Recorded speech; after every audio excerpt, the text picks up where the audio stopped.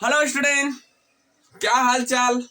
हम उम्मीद करते हैं कि आप लोग जहां पर भी होंगे बहुत अच्छे से और बहुत बढ़िया से। चलिए आज के वीडियो में हम डिस्कस करते हैं स्टूडेंट क्लास 10 के दो छोटे कंसेप्ट, यानी क्लास 10 के रसायन विज्ञान के दो छोटे कंसेप्ट है। और ये कंसेप्ट बहुत ही इंपॉर्टेंट है आपके बोर्ड के एग्जाम के लिए। तो आइए देखते हैं ये कंसेप्ट कौन है जो बोर्ड के एग्जाम के लिए बहुत ज्यादा इंपॉर्टेंट है। आप केवल शुरू से अंत तक बने रहो। इन कंसेप्ट को हम इतने चुटकी में सॉल्व कराएंगे आप जिंदगी जन्म में भी नहीं इसको भूल सकते। यानी अपने जीवन भर में जब तक आप स्टडी करोगे आप कभी भी नहीं इसको भूल सकते। बस खाली आप पूरे शुरू से लेकर अंत तक इस कंसेप्ट को देखते रहो। तो आइए सवाल है कौन सा वो कंसेप्ट है जो बोर्ड में इंपॉर्टेंट है और जिनको हम बहुत इजीली सीखने वाले हैं। तो वो कंसेप्ट है कार्बनिक यौगिकों में रासायनिक अपक्रिया। और वो दो रासायनिक अपक्रिया है बहुत इंपॉर्टेंट, हालांकि चार होता है क्लास 10 के कार्बनिक यौगिक में। लास्ट चैप्टर में दिया गया है कार्बन और उसके यौगिक में चार रिएक्शन है। पहला है दहन, दूसरा है ऑक्सीकरण और तीसरा है योगात्मक, चौथा है प्रतिस्थापन।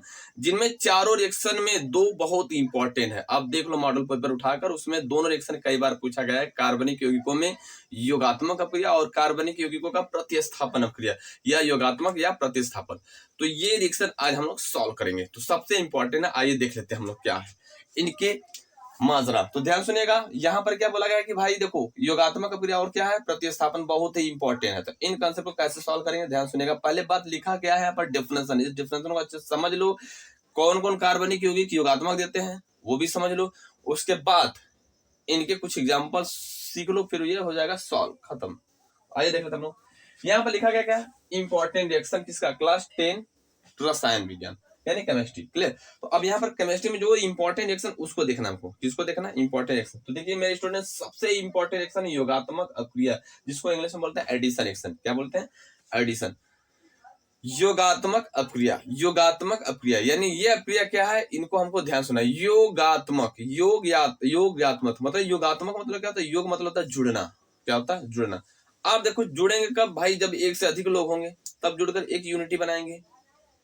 समझ आ रही बात। यानी जब एक से अधिक या दो से अधिक लोग आपस में जुड़कर एक जैसा दिखते हो या एक जैसा बन जाते हो, उसी को हम बोलते हैं योगात्मक। तो यहाँ पर देखिए कार्बनिक यौगिक की बात है। हम बोलेंगे क्या कि जब दो या दो से अधिक कार्बनिक यौगिकों को आपस मिलाते हैं और मिलाकर एक उत्पाद का निर्माण करते हैं, इसे हम बोलते हैं योगात्मक। क्या बोलते हैं, योगात्मक। समझ पा रहे हो, कोई सर जी नहीं समझ में आया फिर बताइए। तो आइए हम पहले डेफिनेशन क्लियर कर ले, तो उसके बाद फिर हम बताते हैं नेचुरल एग्जाम्पल, फिर हम आसानी से इनके एग्जाम्पल को लिखेंगे, फिर खत्म। तो आइए देख लेते हैं। हमने बोला क्या, वह अपक्रिया जिसमें दो या दो से अधिक पदार्थों को आपस में मिलाकर एक उत्पाद का निर्माण करते हैं तो उसे योगात्मक अपक्रिया कहते हैं। एक बार और सर जी, एक बार और, एक बार और ध्यान सुनो, फिर से सुनो। हमने बोला वह अपक्रिया जिसमें दो या दो से अधिक पदार्थों को आपस में मिलाकर एक उत्पाद का निर्माण करते हैं तो उसे योगात्मक अपक्रिया कहते हैं।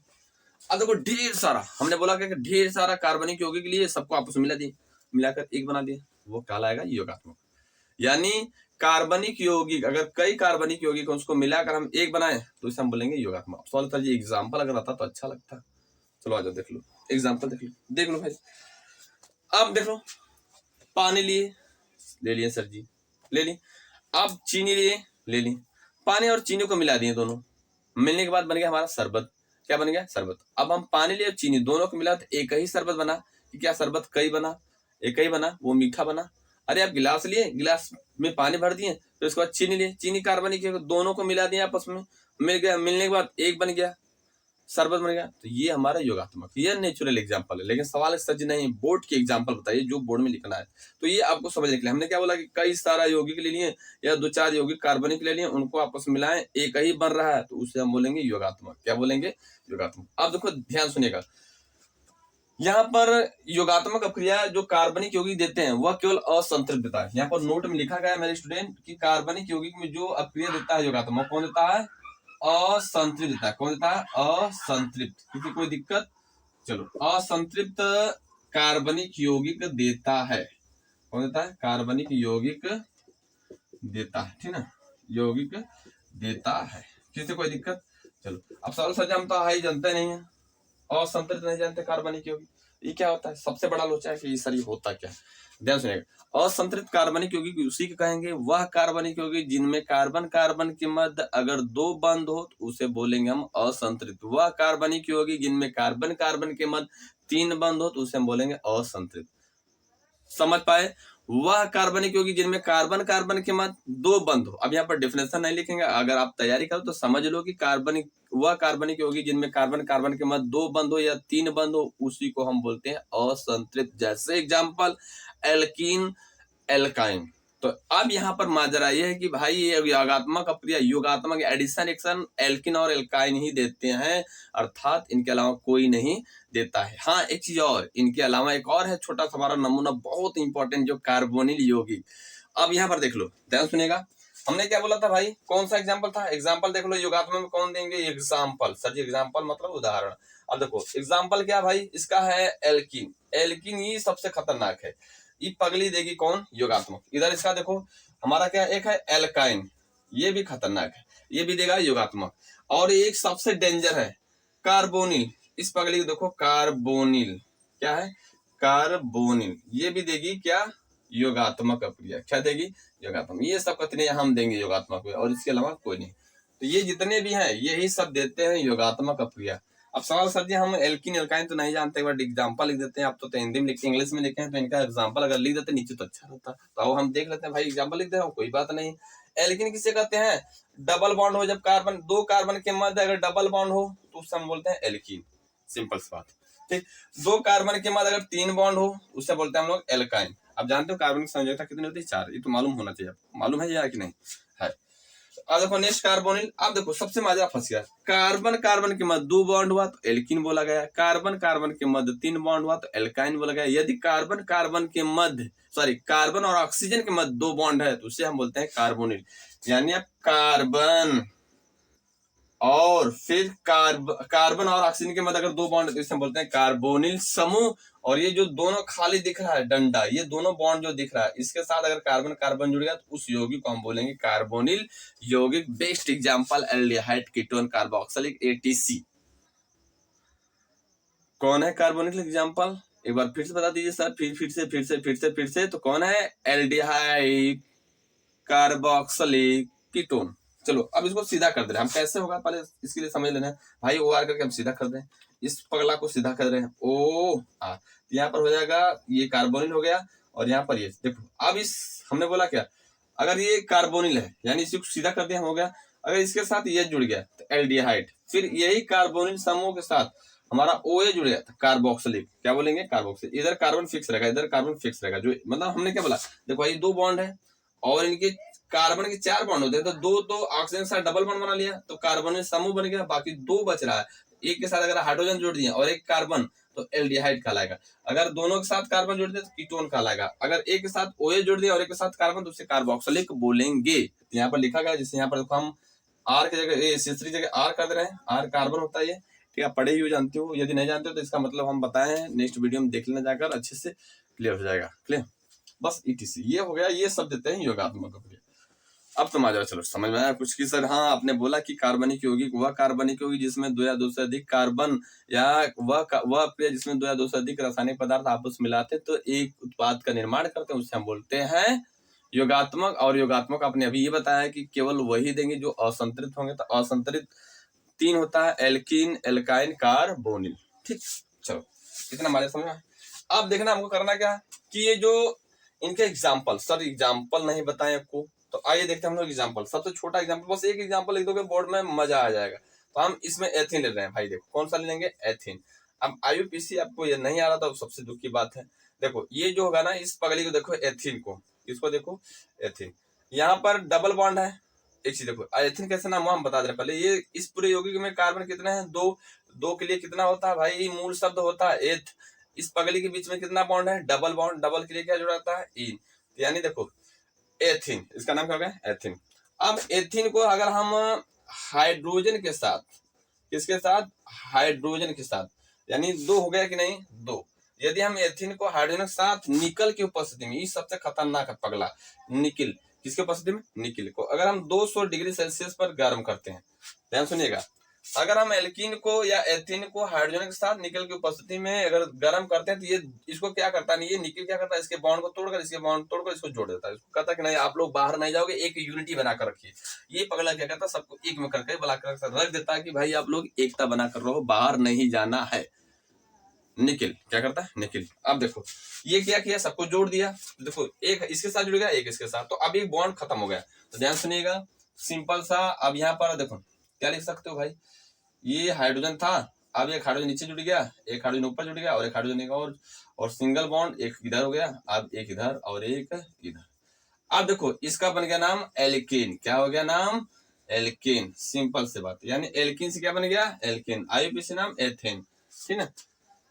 चलो इसका नाम है ओरिजिनल एल्किन। कौन सी बिरादरी का है ये, एल्किन बिरादरी का, ठीक है ना। आगे बात, चलो एक मिनट इसको पहले स्क्रीनशॉट लो, उसके बाद फिर हम आगे और बताएंगे कुछ कॉन्सेप्ट।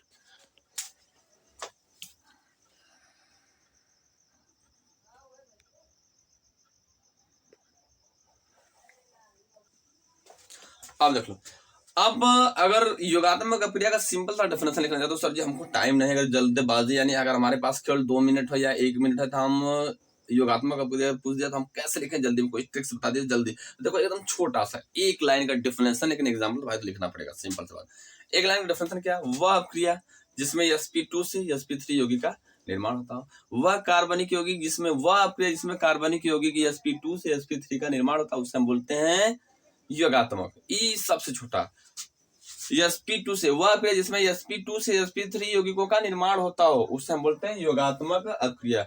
या इस तरह बोल दो सर जी और छोटा बता दीजिए, वह यौगिक जिसमें असंतृप्त संतृप्त का निर्माण होता है, संतृप्त का निर्माण होता हो उसे हम बोलते हैं योगात्मक। ये था योगात्मक का नमूना। क्लियर, हरी बस यही एग्जांपल और इसको अच्छे से लिख लो। अब नेक्स्ट हमारा रिएक्शन होगा प्रतिस्थापन। इसमें हम डिफिनेशन बता देंगे और इनके एग्जांपल। तो पहले इसका स्क्रीनशॉट ले लो, ले तो लिए ही हो। अब हम चलते हैं नेक्स्ट प्रतिस्थापन।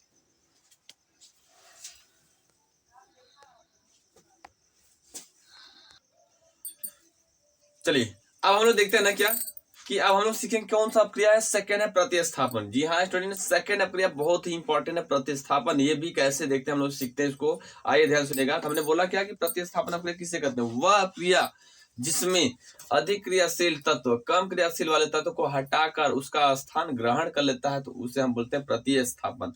एक बार ध्यान सुनिएगा, प्रतिस्थापन अप्रिया क्या है, इसको लिखा गया समझिएगा सुनिएगा। वह अप्रिया जिसमें अधिक क्रियाशील कम क्रियाशील वाले तत्व को हटाकर उसका स्थान ले लेता है तो उस अप्रिया को हम बोलते हैं क्या, प्रतिस्थापन। ध्यान सुनिएगा। अब हम एक एग्जांपल आपको दिखा रहे हैं। जैसे देखो हमारे पास क्या है, ये एक अभिकारक है, क्या अभिकारक, और यहाँ पर भी एक अभिकारक। तो अब ये अभिकारक अगर इसके साथ जुड़ना चाहते हो तो किसको हटाएगा, आप देख सकते हो यहाँ पर ये जो पेन है ये हल्का है, यानी पेन ये दुबला पतला है, ये हमारा क्या मार्कर मोटा है। तो अब अगर इसके साथ जुड़ा है तो इसके साथ इसको क्या किया, ये करेगा, इसको हटा दिया। तो ये जो प्रोसेस हुआ इसी को हम बोलेंगे प्रतिस्थापन। मतलब हमारे कहने में मतलब क्या है, अगर दो अभिकारक आपस में क्रिया कर रहे हैं भाई, तो एक जो अगर दो अभिकारक आपस में क्रिया कर रहे हैं, एक जो अधिक क्रियाशील है तो ये क्या करेगा, दूसरे वाले अभिक्रिया में या दूसरे वाले अभिकारक में कम क्रियाशील वाले परमाणु को हटाकर उसका स्थान ले लेगा। एक बार और सुनो, हमने क्या बोला था कि जब दो अभिकारक हैं, दोनों अभिकारक को आपस में मिला रहे हैं तो अधिक क्रियाशील वाला अभिकारक कम क्रियाशील वाले अभिकारक को हटाकर उसका स्थान ले लेता। तो अब ये दोनों है,